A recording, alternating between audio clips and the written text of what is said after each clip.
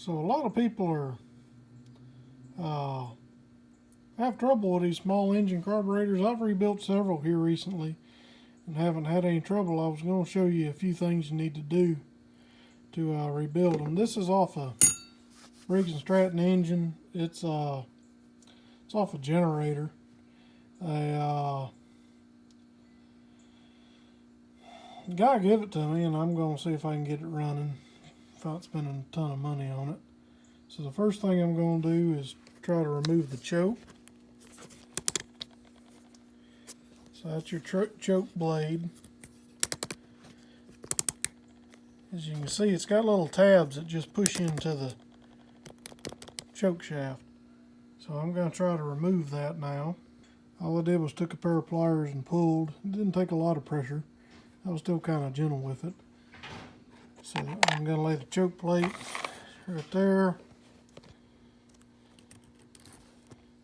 And then the choke shaft right there. If it's got a seal there, you need to make sure your new kit has that seal. I'm going to take all this to work tomorrow and clean it up. Then you're going to remove the screw for the throttle blade. Okay, so I had to get ahead a little bit to make it easier to show y'all. I removed the throttle plate. Sometimes you don't have to remove them when you have this little felt seal on the end of the throttle shaft. It's supposed to keep you from having a vacuum leak. Occasionally on the side of the carburetor you'll have these little, it's almost like a freeze plug. It's a metal plug. It covers up them tiny little holes inside the carburetor, and if I can get by I won't take them out, but I wanted to go ahead and take them out so this one will be ready to run when I put it together. Sometimes they won't be stopped up behind there, but other times they will be. It just depends on how long it's been sitting and what kind of fuel's been sitting in it. Okay, so we're going to remove the fuel bowl next.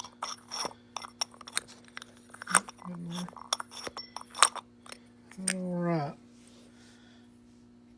And it's got a little gunk in it, but it's not too bad.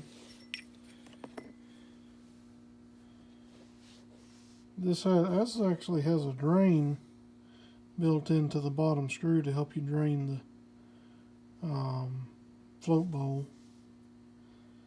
As soon as you break out of loose, it'll start running gas out of there.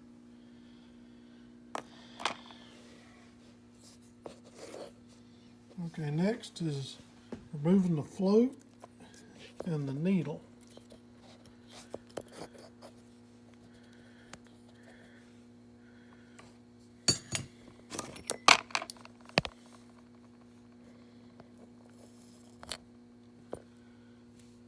There's your float pin. You want to be sure to keep up with that because that's not normally included with your carburetor kit.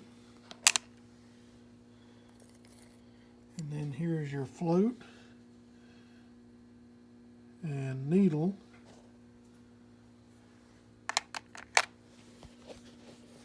And then your seat is down in the bottom of that hole. It's that red piece you see down in there. A lot of times I try to avoid taking them out unless I have a flooding issue.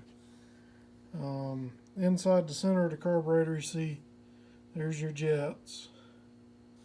And that's another passageway with one of them freeze plugs. This right here. What we done to get them plugs out, they're kind of what you do is you press them in and then tap them down and they'll stay in place.